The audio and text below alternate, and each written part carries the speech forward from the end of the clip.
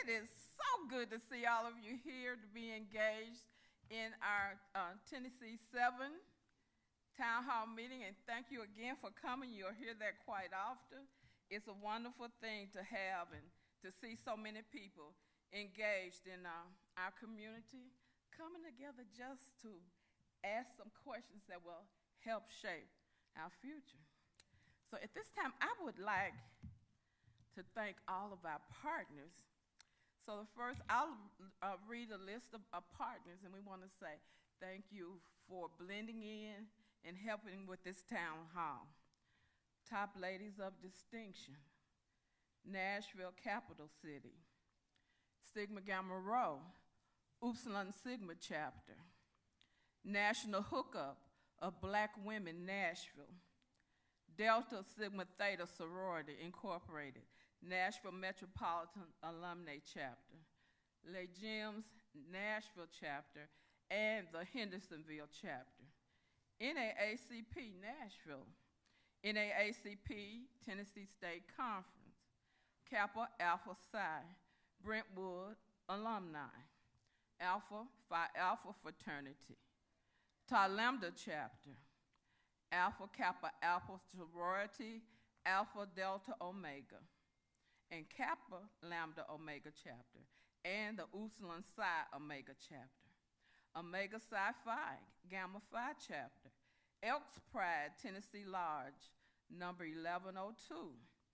Spencer Jackson Temple, number 763, Nashville Panhellenic Council, Nashville City Chapter of the Links, Parthenon Chapter of the Links, Hendersonville Area Chapter of the Links, and Nashville, Tennessee Chapter of the Links Incorporated.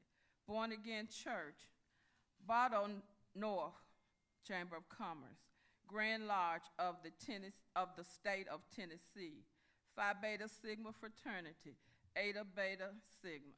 Now, you see all this gray in my hair. If I missed anybody, please stand and tell us who I missed. I think I got them all of our sponsors. And again, thank you and welcome to this town hall meeting.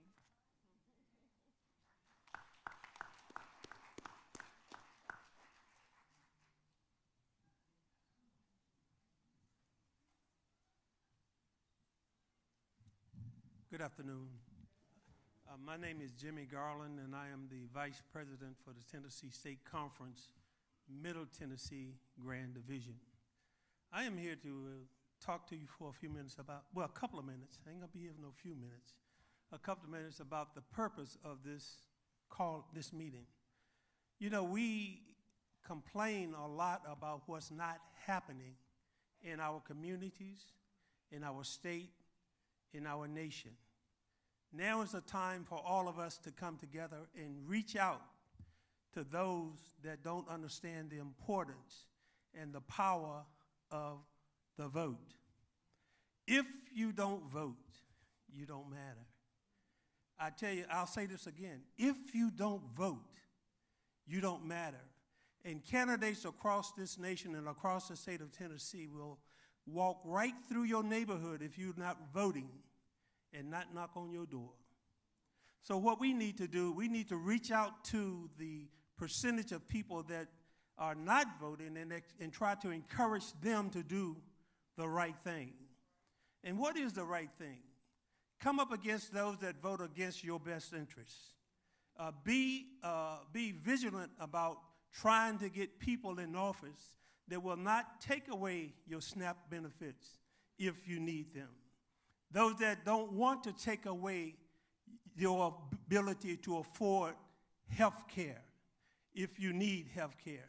So if your child is in the school system, they won't do what is a detriment to them to try to curb their ability to get a quality education.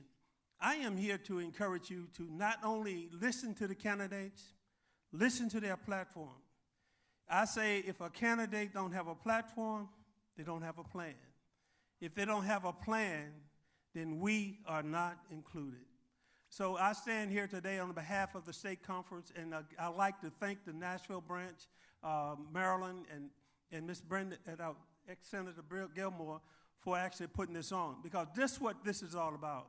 It's a special election, but all elections are special, and we need to treat every election, whether it's for a dog catcher or for the dog running for the office. We need to treat every election as important. Why? Because I say again, if you don't vote, you don't matter. And we need to get as many people out during this primary as we can, and then encourage them to come back and vote during the general election in November. God bless you and God keep you.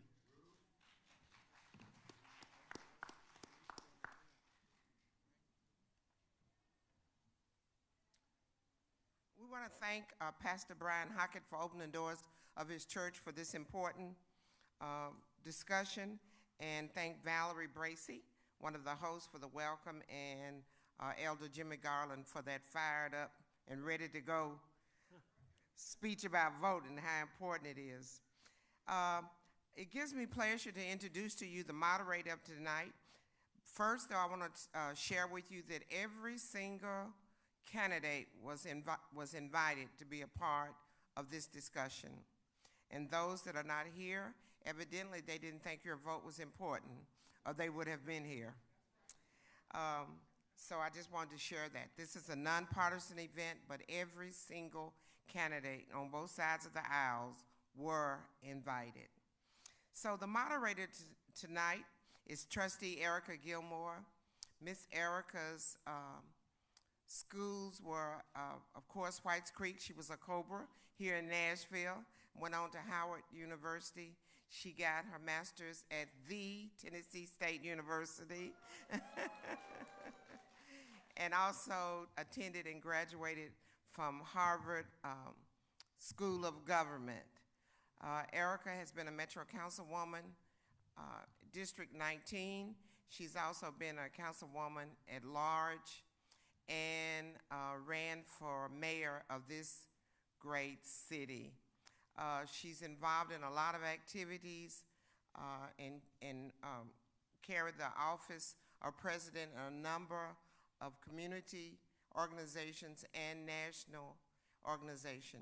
She's the parent of one daughter, Miss Anaya Gilmore Jones, who's a handful, and she's the proud daughter of Harry Gilmore and Brenda Gilmore.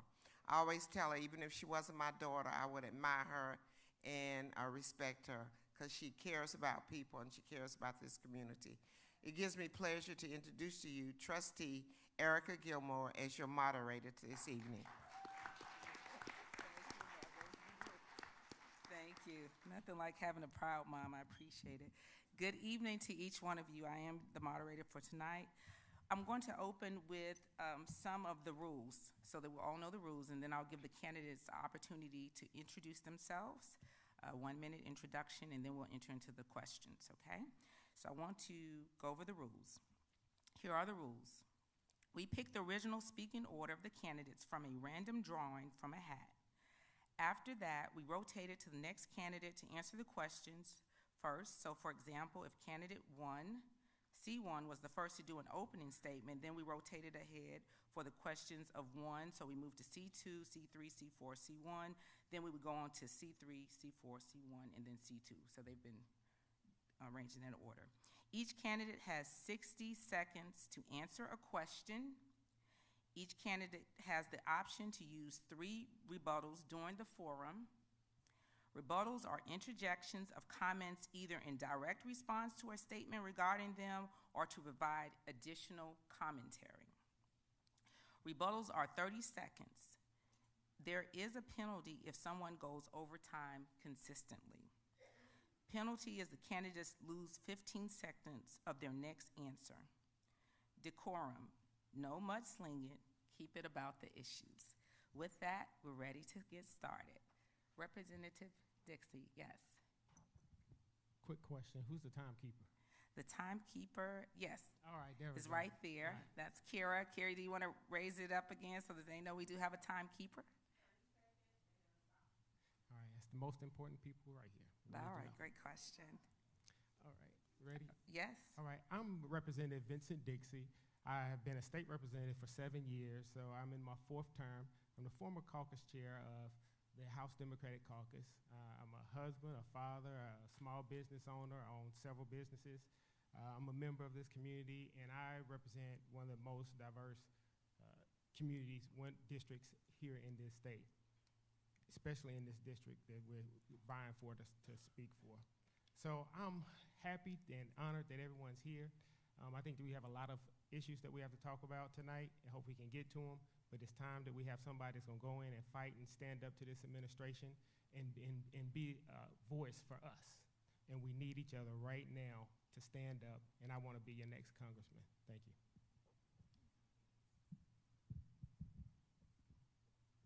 Good evening. Thank you all for being here. My name is Darden, Copeland, and I am not an elected official. I am a little bit different than the folks on this stage.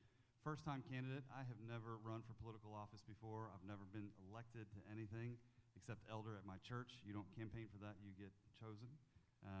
I have a history of getting results and winning tough elections. I've gotten members of Congress elected in my early days coming out of school. I thought the way to make a difference in this world was to go work for good people and send them to the State House or to Congress and to make change.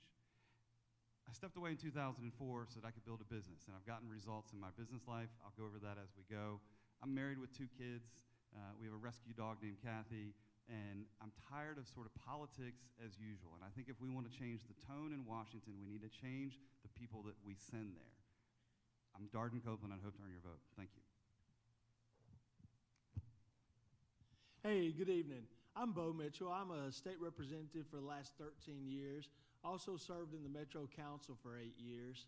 I'm a husband for 26 years. We have 2 boys, 18 and 20, and I'm the son of a drywall finisher. Education has been my greatest thing. Opportunity comes through education, and that's one of the things I've fought for in the Tennessee General Assembly ever since I've been there.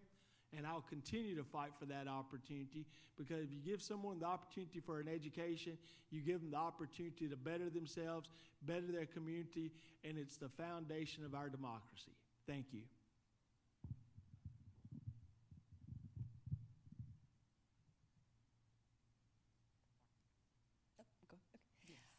I'm Representative Aftyn Behn. I represent a part of Nashville, including downtown Nashville, which is also in the 7th Congressional District. I am a social worker turned community organizer turned legislator, and decided to jump into this race when my friend, Miss Pamela Renee Maxwell, who lives in the Clarksville Pike units, had open heart surgery in May and was denied a life-saving medication from TennCare.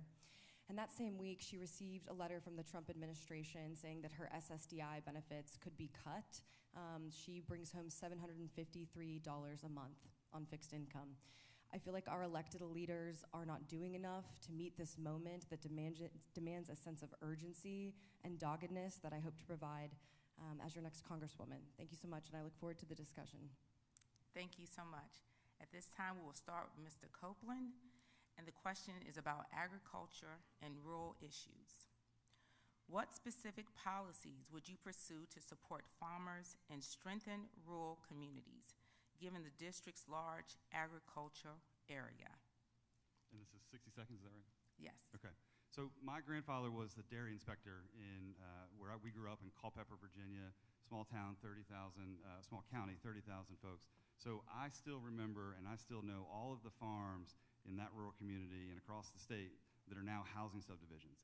I've watched rural farmers have to sell their property because the price of soybeans is getting cut in half, the price of corn, the tariffs are killing our farmers right now.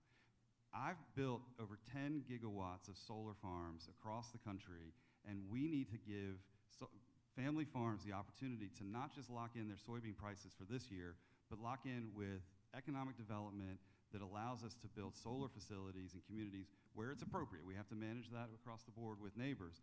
But there's an opportunity to both bring economic development to rural communities, allow farms to stay within the families, put solar panels on them. You can farm actually underneath of them in most cases. And that farm, the solar, when you pull it out of the ground, you can return that back to a farm. Once you put housing on it, it's gone forever.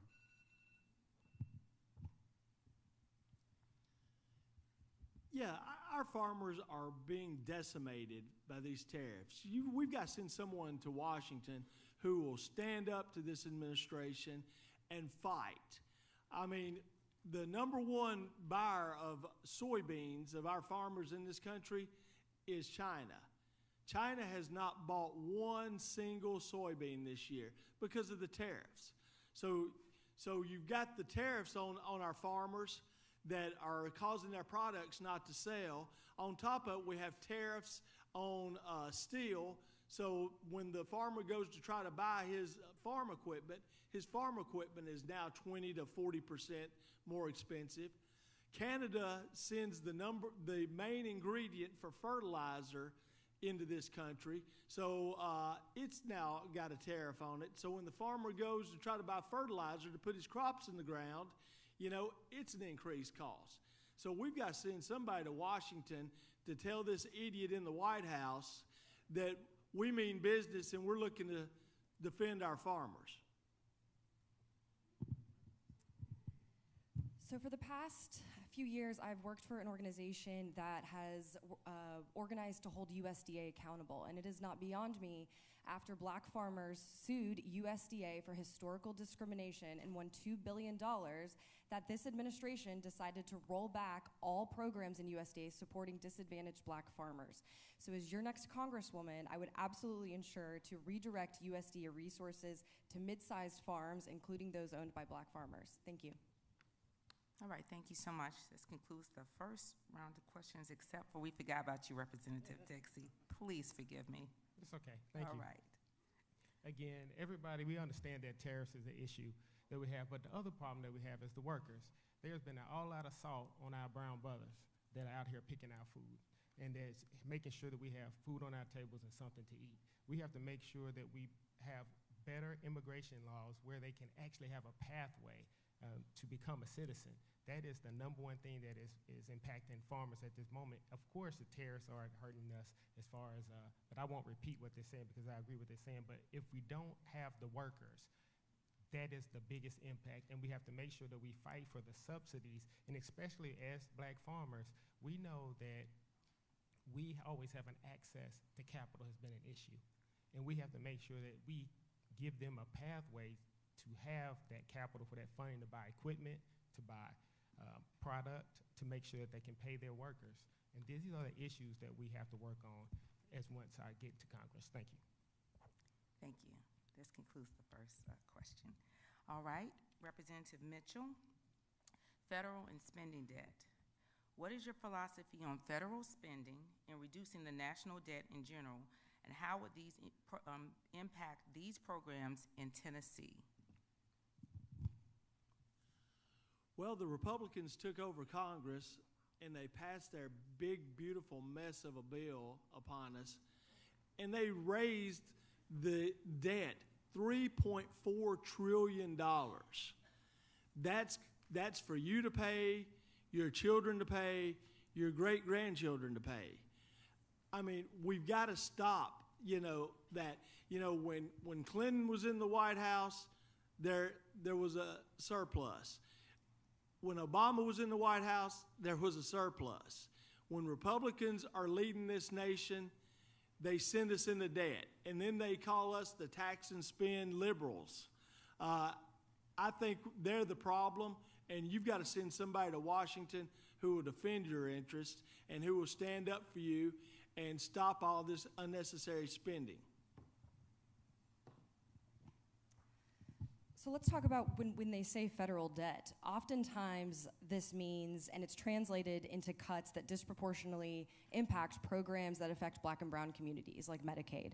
And it's not beyond me that, and this is a really sobering statistic, black women lost 319,000 jobs in 2025, and a lot of those were federal jobs because federal jobs were a pathway to the middle class for black women. And the Trump administration attack on the civil service is a direct attack on black women. And so I do think it's important to restore these federal jobs. Yes, thank you. Representative Dixie.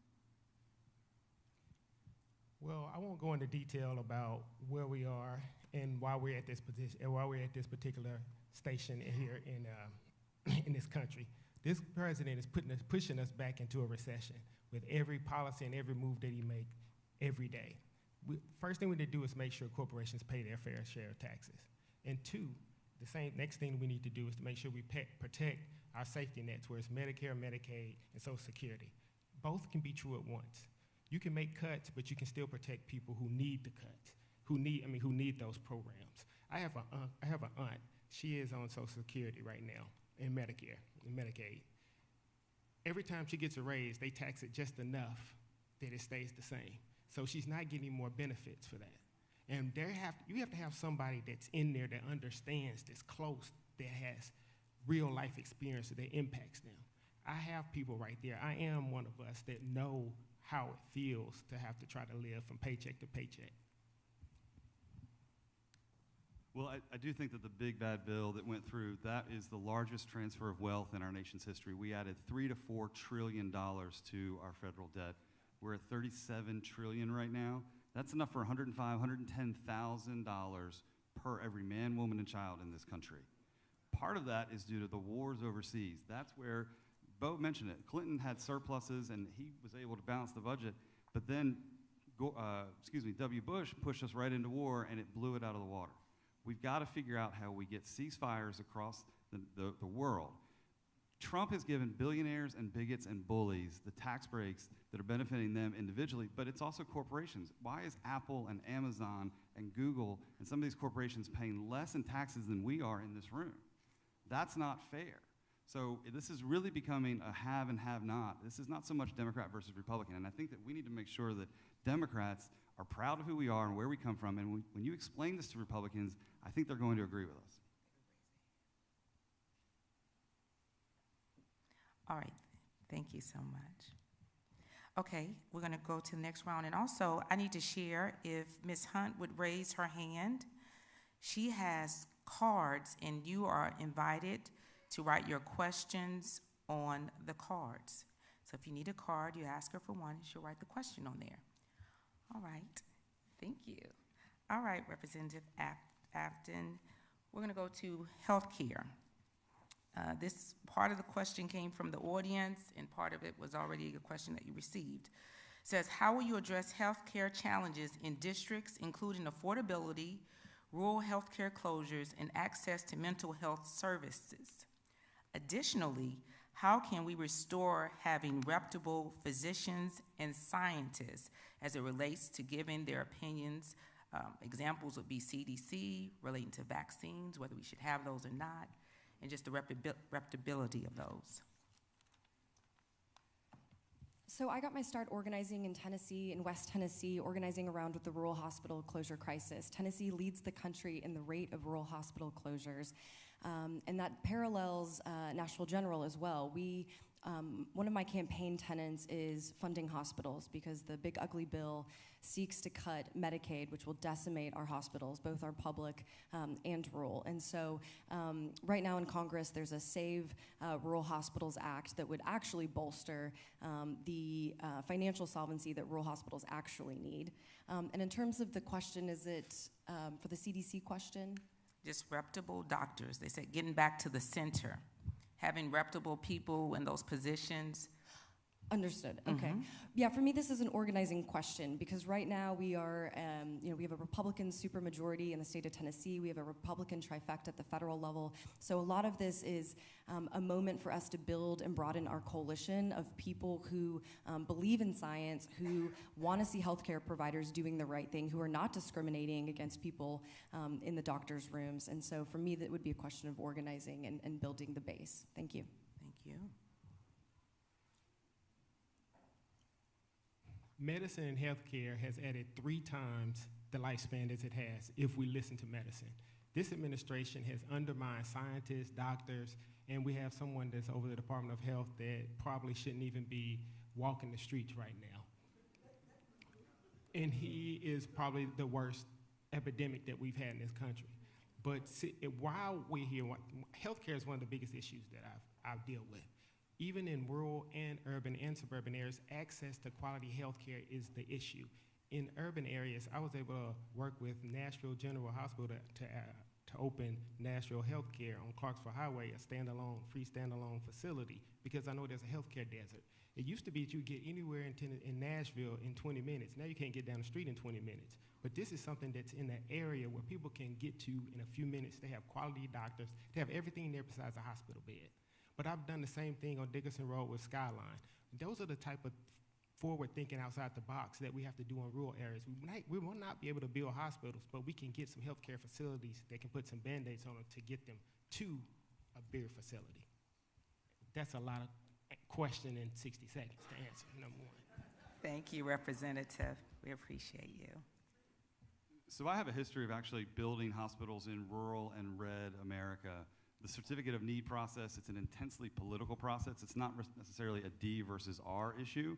It's held at the local level and state agencies and regional agencies. I've built coalitions in support of hospitals in rural communities and urban areas, nonprofit hospitals and for-profit hospitals. We have to figure out how to lower the cost of prescription drugs. My little brother has diabetes, and we need to figure out how we can lower the cost of insulin, and we need to figure out how to get generics back into the market.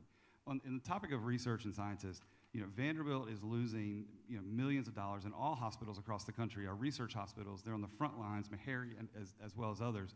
We're losing federal dollars because we're cutting the research and the development, and that's going to take generations for that money. Even if the money came back tomorrow, the hospitals have made those cuts. They're not going to be able to rebuild and just restart those programs so that we have cutting-edge technology like America should.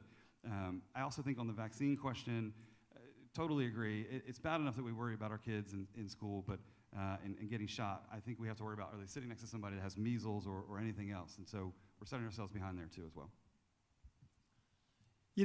I'm the only one probably on the stage that has done without health care. My father had a massive heart attack when I was 10. They raised our rates to over $1,000 a month in 1980. So we lost our health care from the time I was 10 till when I was 19. I was able to get health care from a job I worked. So I know what it's like to go without health care and to be sick and not be able to go to the doctor. No Tennessean and no one in this country should experience that. We're a better nation than that, and I will fight for access for everyone to have health care. The vaccines, that's an easy question. Anybody know anyone with smallpox? Anyone know anybody with polio?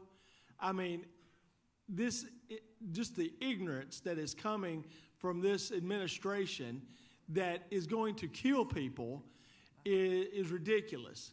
We need to get back to, like he said, you send your child to school and you have to worry if they're going to get home or, sorry. They're stopping. Mm-hmm. Yes, Mr. Copeland, I think he wants to add an extension.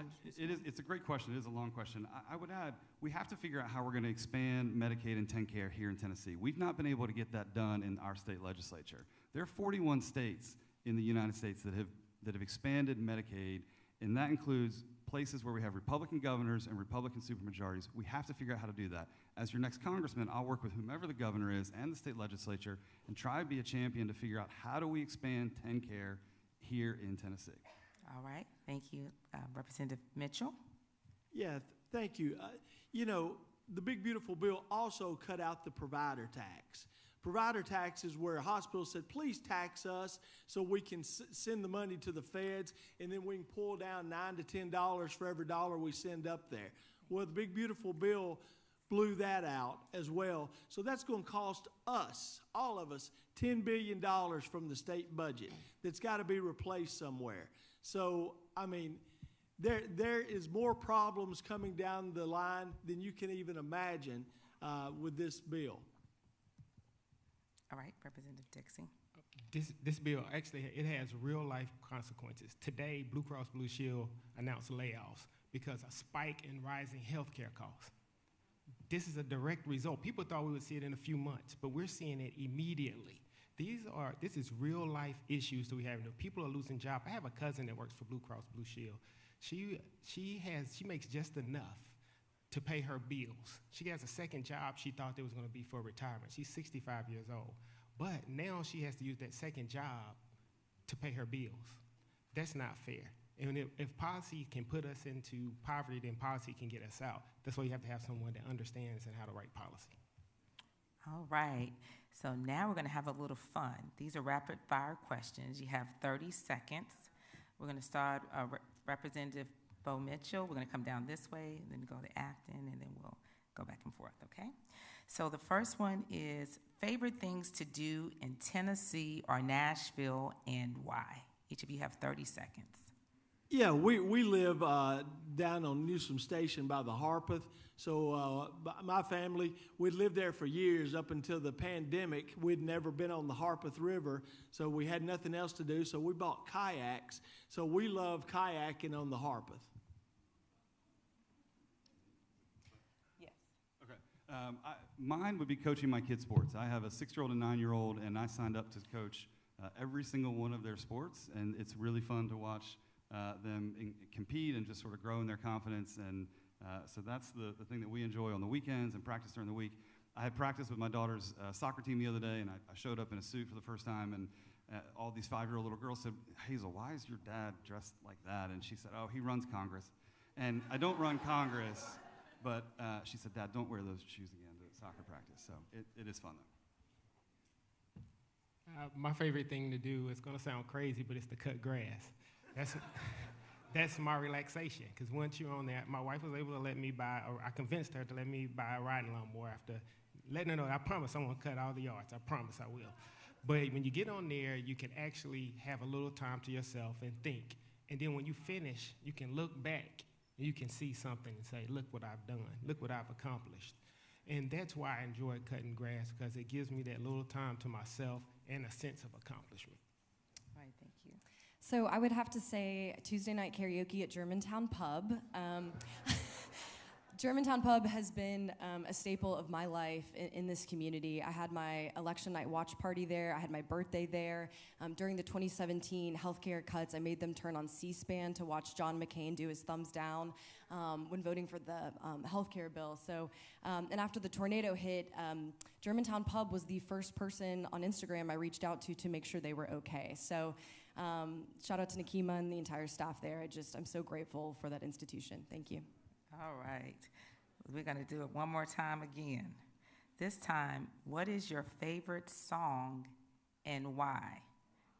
Mr. Copeland, start with you. What a Wonderful World. Okay. Why? Why? It's a beautiful song, but Dolly Parton puts out the books from birth, and I think it's one of the books that came through, and my son and I read it, and we'll listen to the song sometimes as we read it, and so it just brings memory. All right, thank you. Wow, there's so many genres in here, but since I have my fraternity brothers in here, I'm going to give a shout out for this. I want to say Omega Dear is my favorite song. Y'all want us to sing it? Brother, stand up, let's sing it. Omega. Thank you. Now, that is my favorite song. Being the fraternity has really brought a lot to me, to my life. I've met some lifelong friends. I hang out with a lot of the older brothers, even though I've been in the fraternity for 25 years. It's the greatest equalizer, because no matter how high you fly, they're gonna bring you right back down. And I appreciate that, because you need people around you like that that's you're not gonna bat 1,000% all the time, but you need people around you that's Representative Dixie, they're gonna going to take a hook and pull you off the stage. They said, stop. Sorry. Sandman's coming for you. Representative Aftyn. So one of my favorite songs is, I guess the favorite, A Song for You by Donny Hathaway, and it's because I used to take voice lessons from a woman named Angel, and the entire year we worked on singing this song, and so it was such a exercise in patience and perseverance, and I eventually performed it, and so if you come to Germantown Pub tomorrow, maybe I'll perform that one. You can see it there. Okay, so I think we heard from everyone. Okay, so Mitchell, Yeah. yes. Yeah, one of my favorite songs, I wouldn't say it's my favorite, one of them is When the People Find Out. It's a song by a friend of mine named Steve Earle, and I listen to it a lot of times as I'm pulling into the General Assembly parking garage, just get me in the right frame of mind to go down there to fight with those idiots. And I keep hoping that when the people find out, they'll get rid of some of them. Okay, Representative Aftyn, the question came forward. I heard you say Donny Hathaway. Could you please name the song? The audience has asked for the name of the song. I know you said it, but Should I sing it? No. A Song for You. A Song for You by Donny Hathaway. All right, thank you. Get to know each of you a little bit better. Okay, so back to the questions, all right? This next one is, and we'll start with you, Representative Dixie. How will you make sure that the voices of the people across the diverse districts, urban, suburban, and rural, are heard and represented fairly in Washington, considering how gerrymandering has heavily impacted the outline of this district? That's a great question. Like I said before in my opening statement, I represent urban is in Bordeaux, I have rural is in Whites Creek, I have suburban is in Madison. So I have a microcosm of what this district looks like. And I know what each district needs because I listen to people. And I listen to them and I take what they say and I go fight for them. And people, when they come up to me, they say, thank you for fighting for us. Thank you for saying what I wanted to say, but I couldn't say because I don't have the voice. I take my job seriously as a state representative. There's 7 million people in the state of Tennessee. There's only 132 people who get to do what we get to do. And I take my job very serious, and it's a serious responsibility because our future depends on us and somebody that's gonna fight for us. And that's what I'm here to do, is fight as your next congressman. Thank you. All right. I think the gerrymandering is a real issue. I think we're at a point where politicians are picking their voters instead of voters picking their politicians. I think one of the things I'm doing in this campaign, and will continue it, is I'm hosting 19 in-person town hall meetings where it's great to have 30 seconds to introduce yourself and 30 seconds to answer this, but I'm taking a microphone to 14 different counties, some counties multiple times. I'm gonna buy a meal for everybody, we're gonna sit down, and I'm gonna get to introduce myself for 10 minutes, and I'm gonna do something radical for a politician. I'm gonna shut up and I'm gonna listen. I'm gonna answer questions. And I think that that's something that we have to do during this campaign, but not just during the campaign. It has to be regular. I think when this district was just in Nashville, Jim Cooper had an office downtown, and that's great, free parking at the library, but this is 14 counties, Kentucky to Alabama. So we have to have regional offices for whoever the next congressman is, not just in Nashville, we've got to be out in the country as well. And I think the traditional things like email, social media as well, but in person, there's no substitute for meeting with people face to face. Yeah, I'm a different kind of candidate up here. I grew up in the rural areas. I grew up in Dixon County, outside Charlotte in the Promised Land community. So I kind of understand the rural areas a little bit. And as Mr. Copeland said, whoever wins this seat might as well get their running shoes on and get their car ready to roll, because you're going to have to be coming back to this district every weekend and going out to those rural areas if you expect to keep this seat. And I'll be having open meetings throughout this district in Nashville, Montgomery County, Williamson County, but you also got to get out to Behn County, Humphreys County, Dixon, Cheatham. You got to hit all these rural areas. Because let's face it, there's more Republicans in this district than there are Democrats, and we've got to start changing some minds out there, and the best way to do it is one-on-one and in front of them and listening to their concerns. With regard to gerrymandering, I want to be very clear that the decision by our Republican federal delegation to crack our congressional district into 3 is a direct assault on democracy to dilute black and brown power, period, end of statement.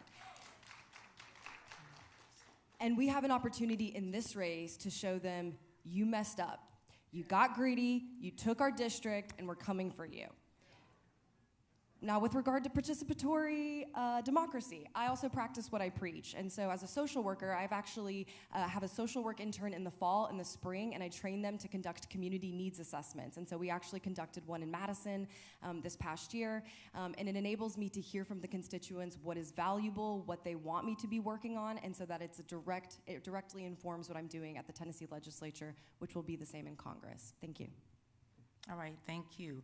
Okay, so I'm getting some questions from the audience, and I'm going to ask them and consolidate some of them, so you'll hear something in the form of it if your question's close to that.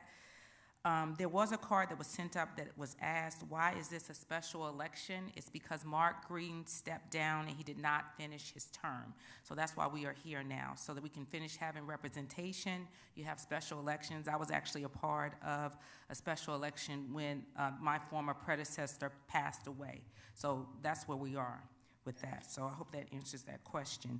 I wanted to do a follow-up as it relates to, sure, go ahead. And the other reason that there's a special election, because he resigned a year ahead of time. If he had resigned less than a year, the governor could have appointed someone.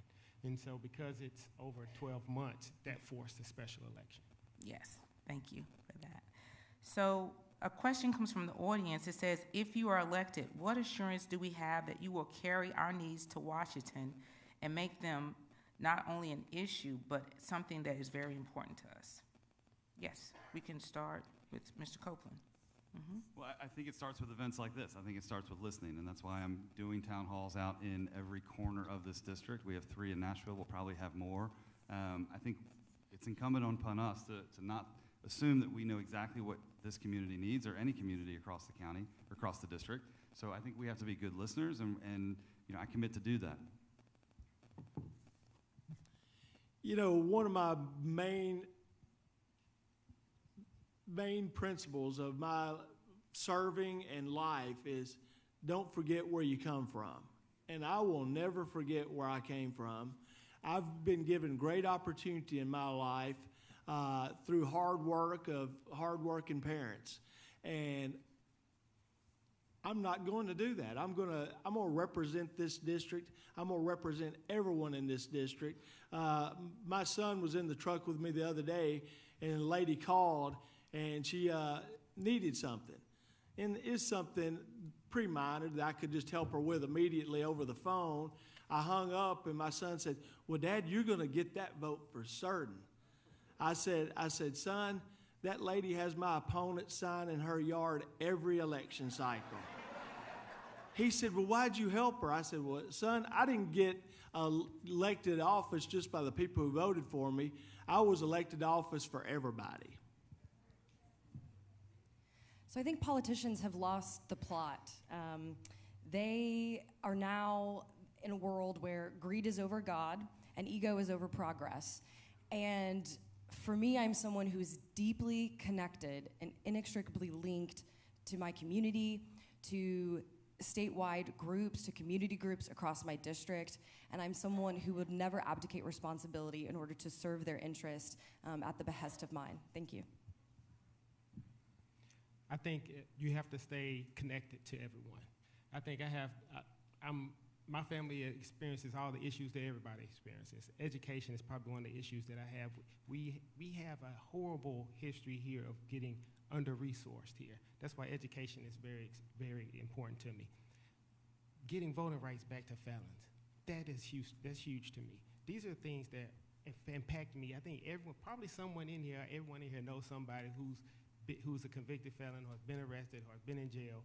But these are the things that we do. They do that to keep us from voting and to dilute us.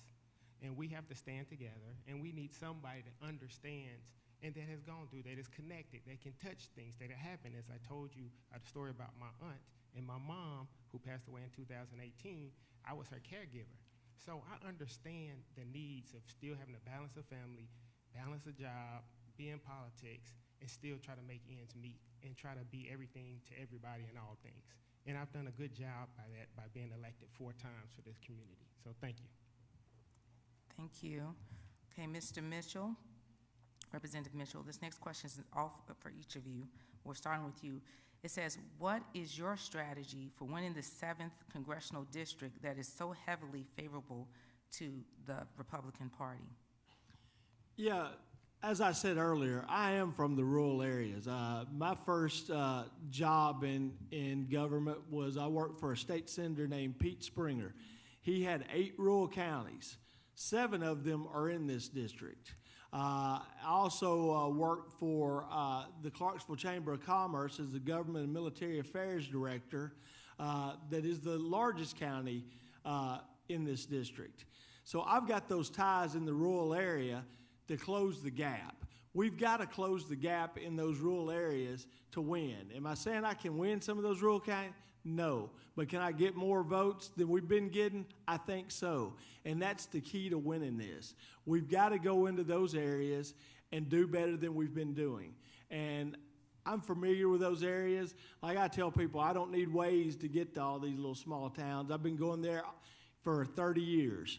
And that's where we've got to pick up some votes. So this race is one of mobilization, which means we're not having to do a lot of persuasion. We just need to turn out Democrats. And so I'm someone who can turn out a lot of Democrats. I had the highest total voter turnout of any Democratic state rep in the state of Tennessee in the 2024 cycle. I also have a track record of turning out rural and small town voters with my day job. We were part of the successful democracy ballot referendum in Ohio. I was also hired as an organizer by a national organization called Indivisible. And these races in particular are important because nationally, we have to mobilize a ton of money and a ton of votes to compete with the Republicans. And so I come from this national apparatus that will be able to do that. And finally, I've been on TV the past 2.5 years talking about ending the grocery tax with Senator Charlene Oliver and our Homes Not Hedge Funds bill, talking about the impact of private equity on the Davidson County housing market. These are kitchen table issues that are really resonating with folks. And so I have really high name ID in the district, and that's why I think I would be the best to turn out Democratic voters in the district. Thank you. Again, this is about turnout. With my colleagues up here, we have a little overlap with our House districts. One of my colleagues has about 2%, the other one has about 4%, I have close to 14%. So the key is about turning out the vote. And the key to winning this election is the black vote. This is what's going to get us to this next election. Tennessee is 51st in voter turnout, which tells me that we're not a red state. We don't know what we are because we don't come out and vote. But if we come out and vote, we can show them what we are. So there's an opportunity for us to mobilize, get together, and show them what we are, that our vote means something, that we're here, we are here, and our voices want to be heard. And we're going to send somebody that's going to represent us, that's going to speak for us. So I think we have a math problem here. We ran Megan Barry last year. She got 38% of the vote. Harris was at the top of the ticket. Folks were motivated. We got 38%. 2 years before that, Odessa Kelly, Dynamo community organizer, 38% of the vote. There are 4 Democrats running. There are 11 of them. They're sitting somewhere in a room right now, bigger than this, with more money, and they're going to be just as motivated because they are blind allegiant to President Trump, and they know what's at stake here. We're not going to go on national TV and raise a lot of money and raise our profile and win this seat. We have to go retail. We have to go door to door. Democrats are fired up. We have to find the folks that are disaffected. We have to make people proud to be a Democrat again and for the working class. When you explain what the working class means, we're going to get the infrequent voter or the disaffected independent or the person that maybe pulled a Republican ballot last time. Those are the folks that we need. It's a math problem, and I think I'm the Democrat that can win. All right, thank you. So we're going to go in this order. Representative, yes, I have you, Representative, I have you. I was just going to say that you're using your second rebuttal, Representative Mitchell, and then we have Representative Dixie that will use his second one, and then Representative Aftyn that's going to use her first one. Thank you. Yeah, you know, I don't have a 80% Democratic district. When I first ran in 2012, it was a 55-45 Republican district. I won by 1/10 of 1 percentage point in 2012. Obama was running for re-election that year. He lost my district by 21 percentage points. You've got to send someone into the general election that is used to tough races. After that, I was the #1 target of the Republicans the next 2 cycles. So I've been vetted. They've thrown everything they possibly can at me, I guarantee it. And I've pushed back the Republicans each and every time. All right, thank you. Representative Dixie. Again, this is a sprint. We don't have time to motivate people. If you're not motivated by this administration and by this wannabe king, then I don't know what we can get for you to do to get out and vote. So, but I know I'm preaching to the choir here. So I need you all to go start your own choirs, because that's the only way we're going to win this, to get people together, to get them to care about something. Because one reason people don't vote is because they don't understand the issues. And when they don't understand issues, nobody wants to go in and just push a button for something they don't understand. So we have to educate people. Mobilizing is great, but if you don't educate them, they're not going to come out and vote, and that's what we need to do. Thank you. Thank you. Representative Aftyn. Yeah, just to say that making this race a high-profile race nationally is important for Tennessee, but it's also because I can't self-fund my campaign, like some of us on this panel. So, but finally, you all may have been following the Iowa State Senate special election. A progressive female just flipped a Trump district by 20 points. And so we found that if there's women at the top of the ticket, there's a marginal increase of success when women are running. And so I do think that I'm the right candidate. I'm the only woman running in the race of 14 men. Thank you. So real fast, one, Bo has either been there too long and at best he forgot, but at worst he's trying to mislead you. Bo ran for state rep in the 1990s. He ran in 2000. He began campaigning in 1990s, but he ran in 2000. He finished third in his home district of Dixon when he ran for state rep the first time. He then served on council, and then he won his first race in 2012. We have to be careful with our words. And the seat that Aftyn's referring to, the Iowa seat, that was held by a Democrat 4 years ago. So this was not a seat like this. This seat has been held by a Republican for 40 years. The seat that Aftyn's talking about, a Democrat had before that. All right, Representative Mitchell, using your third Yeah, rebuttal. yeah. I was 29 years old. I ran against two multimillionaires. I came in second that election, but I can assure you, folks, I will never ever fight to put a landfill in your district. I can assure you that. All right, thank you. Okay, the next question deals with diversity in America. Okay? Yes, the next question deals with diversity in America. And it deals with, what does DEI mean to you, and what role, if ever, should it play in America? And I think it speaks to what Representative Aftyn had touched on earlier, so many black women losing their jobs, 331,000 since January. The programs have been stripped in universities. Some kids no longer qualify for programs that they would at one time. Even Tennessee State University Agricultural School or Tuskegee, some of those programs have been stripped because they're tied to DEI or land grants or African American or HBCU institutions. Also monies that persons would one time qualify for small business or disadvantaged business no longer exist. All right. Be Representative Dixie. I think first we have to stop using the term DEI. Just call it what it is.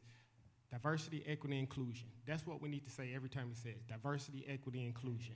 And we know that the unemployment rate here in Tennessee for white people is about 3%. In Tennessee for black people it's 6%. So that tells me when America gets a cold, black people get the flu. And we have to make sure that we understand those issues right there. Right now, the job rate, DEI was just a stabilizer to try to make sure that we have some equity in the workplace. That's all it was. But now, we've taken it and it's proven that it's trying to say it's a black people thing. But it's black people aren't the ones that benefit the most from it. It's white women. And so we have to make sure, but some kind of way, we have become the armor bearers for this. So sometimes we have to step back and let them fight for it. But we understand that DEI was just there to try to put an equalizer, a stabilizer in there to make sure that people do the right thing even though they don't want to. I think DEI has become a dog whistle for conservatives, and I think we need to stand up to them and ask, what would Jesus do? Would Jesus promote diversity, equity, inclusion? That is what guides me. I think that we are too focused on DEI issues where we're letting Republicans control the agenda. Trump is calculated in his cruelty, and he is targeting people by the color of their skin or the body they're born into, and we have to stand up for it. Diversity is a strength, not a weakness. I am sick and tired of this administration, this president, using hate to divide us. And that's all this is. He's given people a license to hate, and they've jumped on it, unfortunately. We're seeing the worst of people come out. And I'm really disappointed in the corporations and companies that are going along and bowing down to him and ending their DEI programs. Again, it's about fairness, you know, diversity, equity, and inclusion. What's the opposite of those? Excluding people, inequity. Do we want to do that in this country? Do we want to go back? You know, this administration talks about the good old days. Well, the good old days weren't good for everybody. So, you know, again, diversity is a strength, not a weakness. Agree with my colleagues, and I'll say that, you know, in our state, the Republican Party is parroting that, you know, they're using DEI and immigrants as a distraction from the fact that your life has not become more affordable. You cannot afford rent. You cannot go to Kroger and spend more than $120 every time you go. And the more that we are dogged in terms of this is a distraction, although the impacts of these bills will be felt across Tennessee and federally. And so one of the things that I've been looking into, if I become your next Congresswoman, as I earlier mentioned, that black women have lost a lot of federal civil service jobs.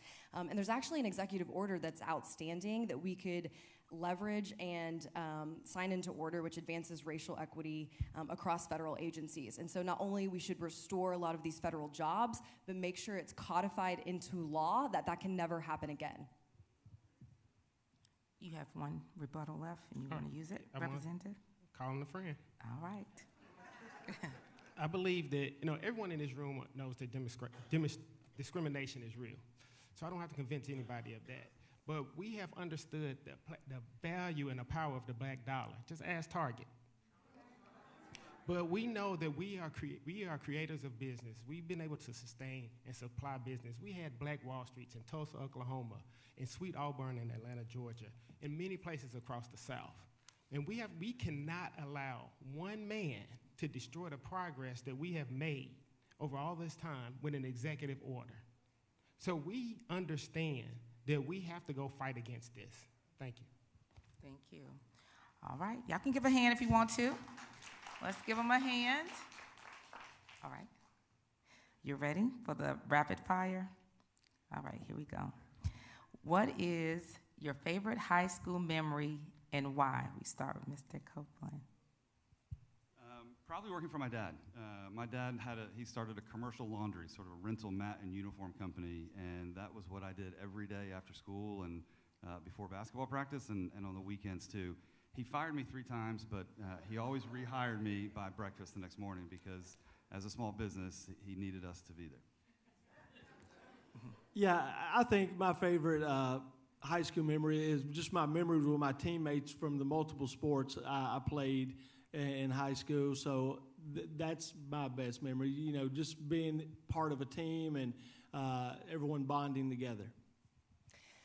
It's probably not going to surprise you all, but I did sing in church choir until I was a senior, and there were just magical moments. I loved the fanfare. It's why I love coming to church, and I really just enjoy the pageantry and the celebration of joy and resistance. Thank you. All right. I cannot tell you my favorite memory, but I'm going to give you something in case. My mother, I was raised by a single mom, and she worked the night shift. So I had a car, so I would have to drive. My mom didn't drive, so I had to take her to work and pick her up. So I knew where she would be for 8 hours. And I had an apartment basically in high school by myself. So I had a good time. I just didn't have any money. But if it wasn't for people like Miss Mary Patrick to keep me on a straight and narrow, then I probably wouldn't be here where I am today. So thank you, Miss Patrick. All right. The next question in rapid fire is, who is your favorite celebrity comedian? And that would we begin with you, Representative Mitchell. I'm a child of the 80s, so it's Eddie Murphy, no doubt.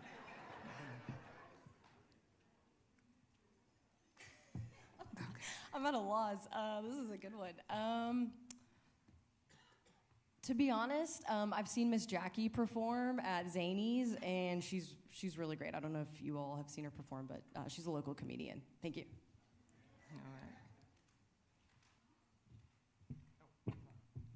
All I guess, I know it's kind of hard, but if it was old school, it would probably be Richard Pryor. If it was new, it would probably be Dave Chappelle. Okay. I would go with Chappelle as well. I think his social commentary is spot on. He's both funny but also thoughtful, I think, the way he does it.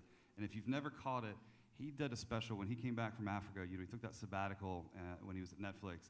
He came back and he did a program, an interview on Inside the Actor Studio. If you can find it, it's an interview, but it is so poignant, so real. He's funny, but it's really powerful. All right. All right, here we go.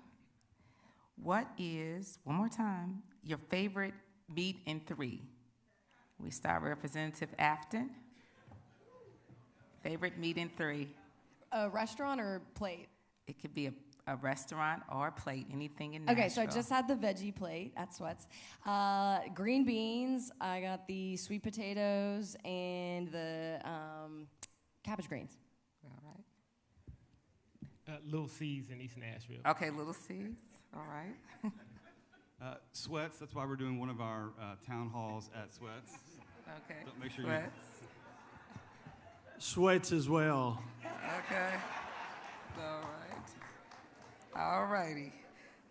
That was fun. We're going to get it back going where we need to, get it a little bit more back into the business of things. Economic growth and jobs.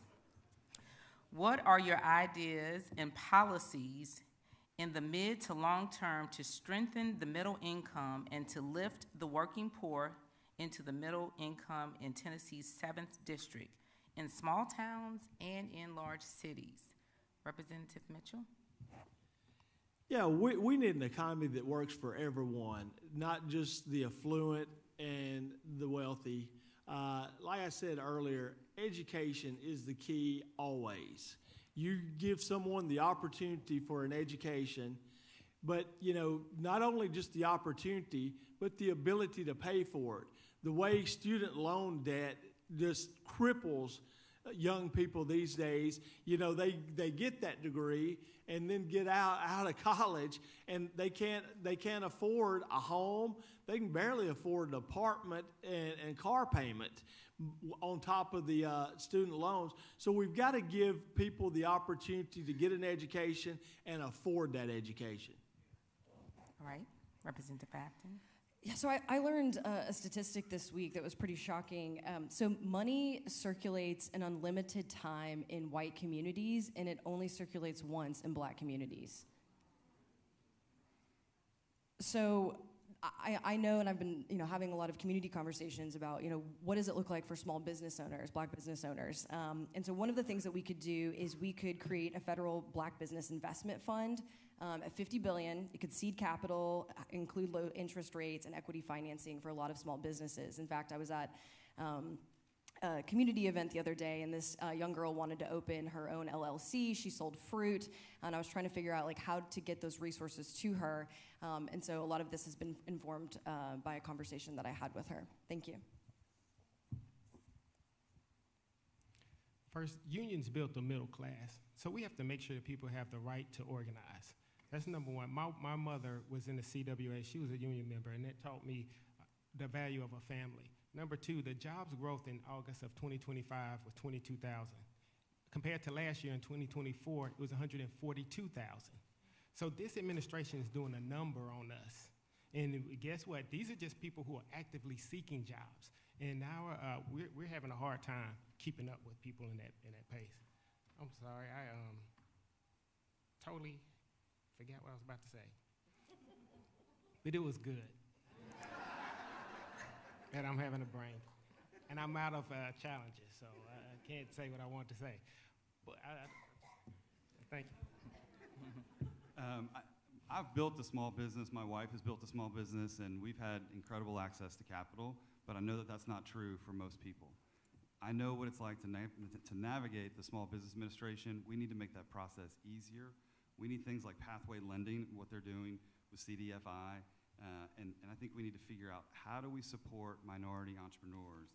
The MBBA programs that are responsible for so much in job creation, we need to make sure that we strengthen those programs and make access for everybody.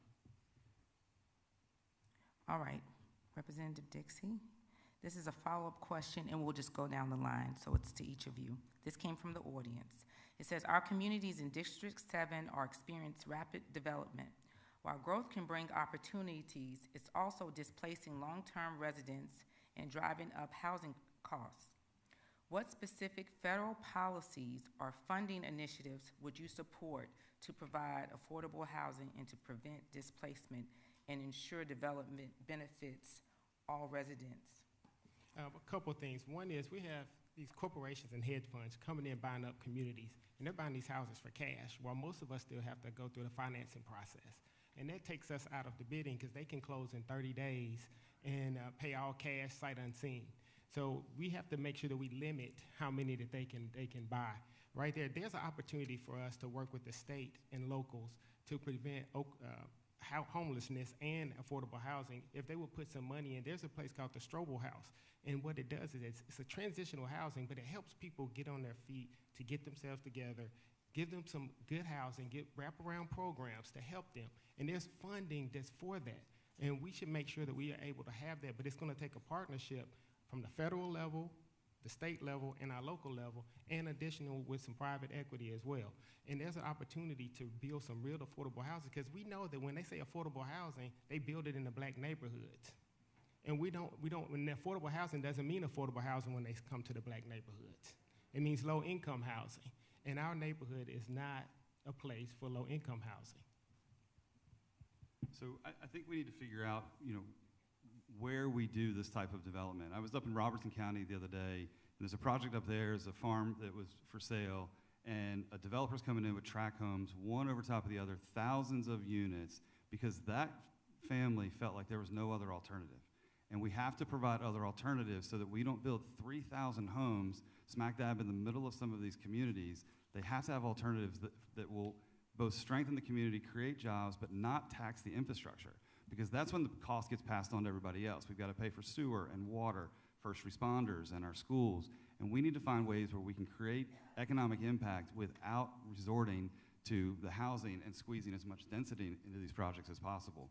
I've actually built affordable housing units. I've worked for housing authorities, nonprofits that are out there every day on the front lines building affordable housings and senior care, memory care, disability care. Those communities, people say, oh yeah, we want these things, we want them, but we don't want it in our backyard. So we've done the good work to go out and put those in communities. This is not just a federal issue. This is an issue for the local, state, and federal government. We've got to have all three levels of government working to make sure people aren't forced out of their homes because the value of their home goes up so much they can't afford to pay the property taxes anymore. Instead of just a deduction, maybe we should look on the federal level as some type of credit. At the local level, we've got to do a better job of, we have a tax assistance program, but it's got to be better funded than it is. If there's only so few people who get to benefit from that. We need to expand that program, and the locals have got to understand that as well, especially on the assessments. We can't force people out of their home just because they can't afford their property taxes, that they live there for generations. So for our young people that live in Nashville, it is nearly impossible to buy a home. I'm 35, and on a social worker and legislator salary, I cannot buy a home. And so as your next congresswoman, I would work to create a first-generation home buyer tax credit, much like the child tax credit that we see, that would help folks like me and their next generation put a down payment on a home. And two, I know that the group Awake in Nashville has been working on raising capital for a home for seniors that have disabilities. There are only, I think, 3 facilities in Davidson County that support renters on SSDI. And so with Trump cutting nearly 40% of HUD's budget, I would work to restore that funding by reversing the tax cuts to billionaires and corporations. All right, thank you. Also, I'm going to do a quick plug because I heard you mention tax relief and tax freeze. The Office of the Metropolitan Trustee offers tax relief and tax freeze for anybody that's over the age of 65. There are specific qualifications. I would encourage you to go to our website. Our number is 615-862-6330. Had to do a little plug there. All right, Mr. Copeland. We're on education and workforce development, and this is for everyone. How would you work to improve K-12 education, teacher retention, and to increase proficiency attainment for our children who remain in many cases a full grade level behind their appropriate math, reading, and science grade level? That's a lot to unpack. I think it starts with universal pre-K. My kids were the benefit of that through our church, and we're incredibly blessed, but I know that's not the case for everybody. We have to have universal pre-K. If we don't give that foundation, it's going to make things so much tougher when they go through K through 12. We have to pay our teachers more. It's ridiculous that we pay our teachers. You know, they're some of the lowest paid public servants in this country. Same thing for our police officers, but we have to pay teachers more. We're not going to attract the talent we need to teach our students if we continue to not pay them what they need to be paid. What was the third part? I'm sorry. Yes, it just says, how would you make sure that they remain, in many cases, to bring them up to the grade level, because many of them are behind the grade level in math, reading. Sure. I think too often our teachers are forced to sort of teach to the test or teach to the assessments, and I think that that's a mistake. And so I'm saddened that we have the school choice thing that just passed in the Tennessee State Legislature that is pulling public school dollars away from our public schools, backpacking it with the kid, and sending it, and in some cases not even backpacking it with the kid, it's going to the parents that are already sending their kids to private schools. So we have to figure out how we get some equity there, and we've not been able to stop bad bills in this state, and if we can't take on Governor Lee, how are we going to take on President Trump? In 2010, the Republicans took over the Tennessee General Assembly. They have had every voucher and charter scheme and scam you could imagine, pulling dollars out of our public schools. You know, every scam they've tried has not worked, hadn't been successful. I got one thing they hadn't tried. Let's fully fund our schools just one time. You know, maybe if we did that, a teacher wouldn't have 27, 28 kids in a classroom. Maybe she only had 18 or so. And when she could spend some time with those kids, that would bring them up to grade level if she had enough time to work with all the kids. And, you know, all the paperwork that we've put on our teachers, and all of it is just part of the scam. They want to say the teacher is not a good teacher. Then they want to say our school's a failing school, so they can send some fly-by-night charter into town and take all the money from our public schools. So I think this conversation also needs to surface the assault on labor in our state and teachers' collective rights to bargain. In 2023, the state legislature put a ban on payroll dues for the Tennessee Education Association. And so teachers in the state of Tennessee aren't able to bargain for better wages, for better benefits, because of the stalling and the intransigence of our Tennessee state legislature. And I'm a pro-labor, pro-union elected official, and I promise to take that to Congress. Also, Tennessee underfunds special education by $250 million. And so our kids with disabilities across the state are truly at a disservice. And so as your next Congresswoman, I would also fully fund the federal commitment to IDEA to ensure that our kids with disabilities have the equity necessary to live full and healthy lives. So public education is the cornerstone of our democracy, and it's the foundation for success. So my wife is an educator, so I understand what it takes. So we have to put in some extra money from our pockets to make sure kids have something extra to eat or some clothes or some shoes. We've all done that. But when some people say universal pre-K, most people think pre-K is the grade before kindergarten. Pre-K starts from birth to kindergarten. And we have to invest in our kids. Right now, the average of what we invest in our kids in the United States from birth to kindergarten is a little less than $5,000. In China, they invest $15,000. That shows your priority, and it builds and sets a foundation for what you want your kids to have. So today, I just saw that the federal government cut some funding for the child care, and a program that helps teachers become full-time teachers. This is going to reduce our workforce, and it's going to already have people. It's a calling to be a teacher. And we have to make sure that we give them the funding that they need, because the schools in our district are hurting the most. Okay, so I've received 4 questions from the audience, And we're going to do, it's just yes or no. And we're going to do 4 rounds of it. And I'm going to ask it's just yes or no. I'm just repeating the questions they asked. So I just want to be clear. It's just yes or no. All right? Very good. So we can start with any one of you because it's just yes or no, right? Yes or no. For all candidates, will you do your part to support the other candidate if you do not win? Yes. Yes. Yes. Yes. All right. Are you in support of cutting taxes on multimillionaire corporations? Yes. Cutting taxes? No, No, it says no.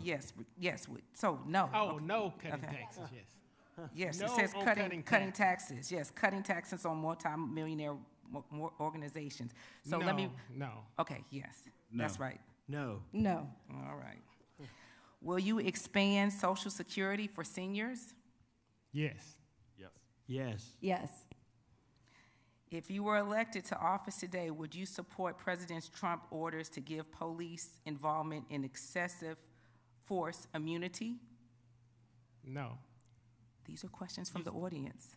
He said, ask the question. What? Yeah, so it says, if you were elected today, would you support President Trump's orders to give police involved in excessive force immunity? Because he has provided immunity to them. No. The answer is no. I don't. It's just No. yes or no. Okay, No. thank you. No. No. No. No. All right, thank you. Let's give them a hand for answering yes or no. Okay, so this is the final question. You can just tell the audience whatever it is you want them to know, because we've come to the end now, and then we're going to let Senator Gilmore come forward. It's been an honor and a delight facilitating tonight, but you have your time to give your final words. All right? Yes, we can start with you. Yes, okay. He's giving it to you, Aftyn. I'd like to start by saying I'm just so honored to be with you all tonight, and I look forward to the ongoing conversation. I am a social worker that leverages her positionality and privilege to center those most impacted in all of my decision making. I'm an organizer with deep ties to our community and state and working to keep our communities safe and our lives affordable. And finally, I will be a congresswoman who will always be forthright and not just drop into church when the election comes. I commit. I'm so grateful and honored to be running for this position, and and I understand inherently the sacrifice that it is going to take from all of us in this moment under authoritarian capture and looking ahead to economic austerity, and things are going to get really bad.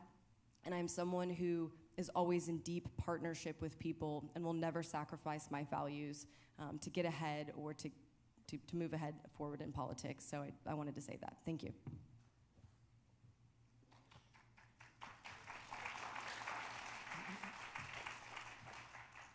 We have a window of opportunity to take a seat back. We've got to send the right candidate into the general election that can win this seat. You know, there's probably not a dime's worth of difference between all of our views up here. You know, we're all Democrats. We're all have democratic values. But you got to send someone into the general election that can win it.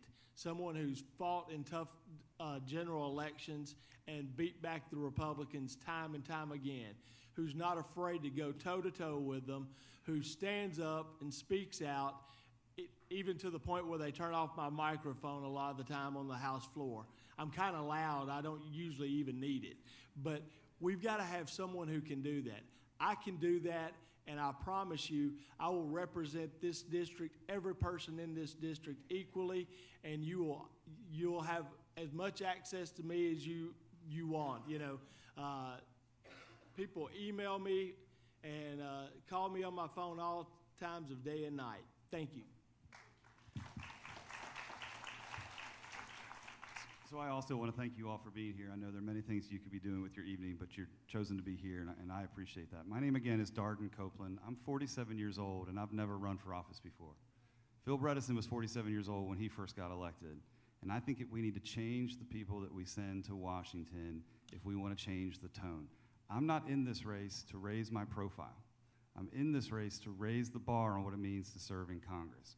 We have a math problem, and we have to figure out how we solve it. And I think that's the only difference up here on the stage is how do we win this race? Because if we run and come close, that's great for somebody. They're going to increase their profile, have more donors, get on TV, but that doesn't solve the problems that you guys go to bed every night and worry about.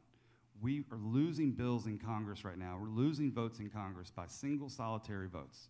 The big bad bill, when it passed, one vote, 215, 214. When they pulled back foreign aid and NPR and public broadcast, 2 votes, 214, 212. 4 Democrats didn't show up. We need to send somebody that can win, not just raise their profile.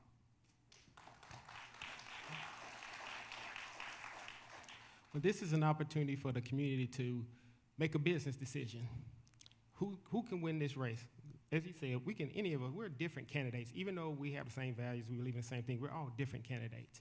But one of us can build a coalition. When I say build a coalition, look at the people here. You got Divine Nine, you got the NAACP. You have all these different organizations here. It's gonna take all of us from the grassroots to the treetops to win this election. And you need somebody that's gonna fight in Congress, that's not gonna concede the power as this Congress has been doing. So we need to make sure that when you send somebody there, that they're gonna represent your interests and they're gonna fight for you like you would fight for yourself. And we have to stay away from the distractions. But there's one distraction I don't want us to forget about. We gotta release those Epstein files. I'm Vincent Dixie, and I would love to be your next congressman. I'm asking you for your vote. Thank you. Let's give all the candidates a hand. We want to thank them for offering themselves up as candidates. It takes a lot to ask for money, I know as a candidate, to go around and ask people for a vote and to give your time. It's a sacrifice to your family and your friends, and so we appreciate you offering yourselves up. I want to thank all the organizers that came together to pull this wonderful event together tonight. I want to thank the Senator Gilmore for allowing me to be the moderator, and I'm going to ask her to come up and ask you to each give yourselves a hand for coming out tonight to listen to the issues. So thank you so much, and God bless you. All these candidates was wonderful, and we had an amazing moderator. So thank you all. We have a straw poll that we'd like to conduct. So take out your phones, scan the QR code, and vote for our next Congress person, District 7. And after that, we're gonna, as a personal privilege, give Valerie Odie Nellis an opportunity to make a brief announcement. And then the closing will be by our third host, Miss Marilyn K.K. Brown. Thank you so much. I'm Valerie O.T. Nellis. I've recently been hired by TIRZA, which is the statewide organization of the Gamaliel Institute. You all know the local affiliate as NOAA. So I am hired to go into faith organizations, congregations, and churches to organize for the special election. So I'd love for you to contact me. I'm so new, I don't have any business cards.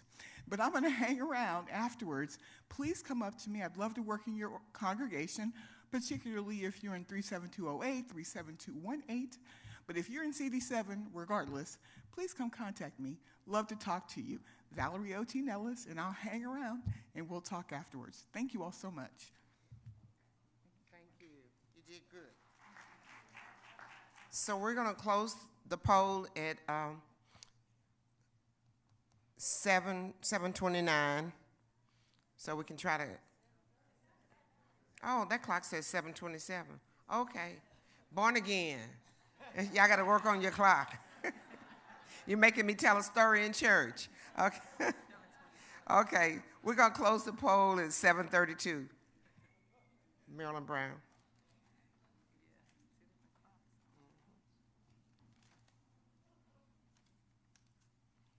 Have you been informed? Have you been inspired?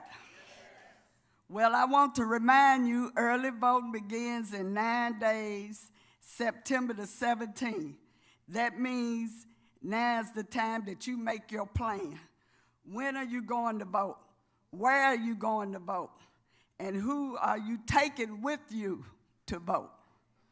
Special elections often see low turnout, but not because people don't care, but because many people don't realize an election is happening.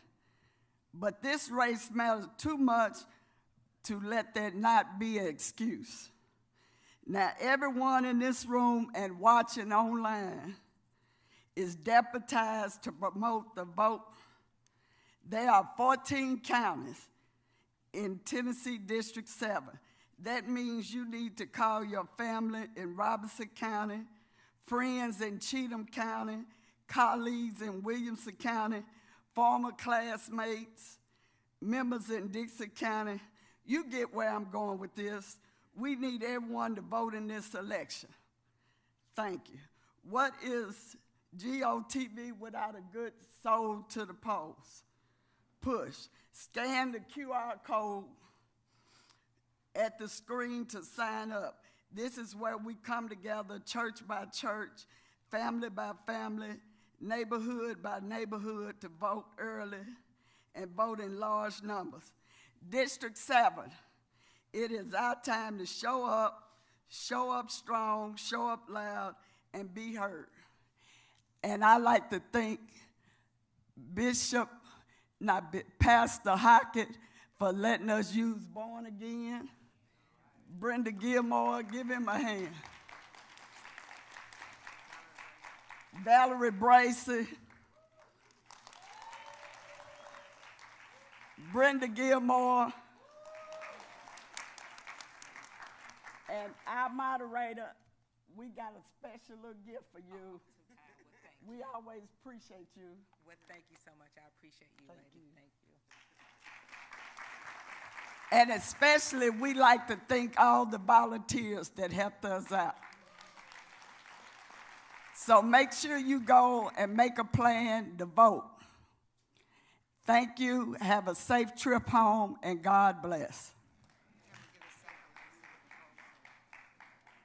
Did everybody vote?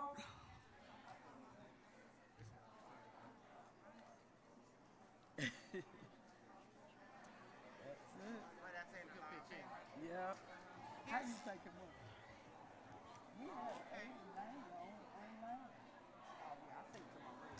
Ladies and gentlemen, if you want to know the vote, ladies and gentlemen, may I have your attention just for a second? Ladies and gentlemen, may I have your attention? The vote is 48% Representative Vincent Dixie, 23% Representative Aftyn, 15% Mr. Copeland, 13% Representative Mitchell. Thank you for your vote. France.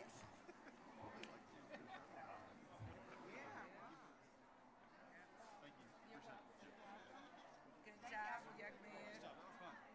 You said my favorite song. I said, oh my gosh. Yeah, I have to be careful.